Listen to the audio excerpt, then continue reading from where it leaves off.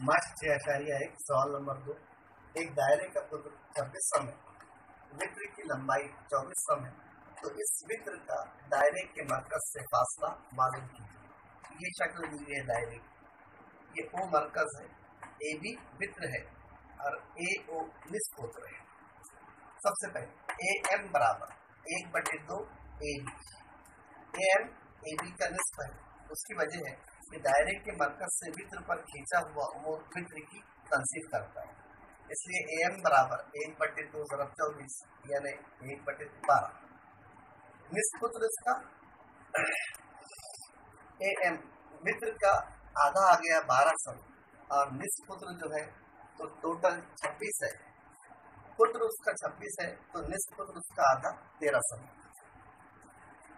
अब यहाँ पर मुसल्लस ए एम ओ ये कायमत जाविया मुसल्लस है, जिसमें वृत्त ओ ए है और ए एम और एम ओ दो अजला है। जब भी कायमत जाविया मुसल्लस आता है तो फिसागोरस का मसला वहाँ पर लागू हो जाता है।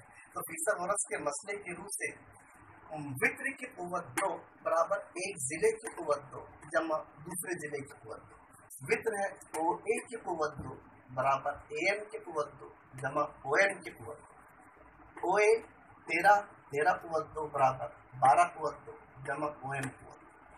13 कुव्वत 2 यानी 13 × 13 169 बराबर 12 कुव्वत 2 यानी 12 × 12 144 जमा ओ एम कुव्वत 2।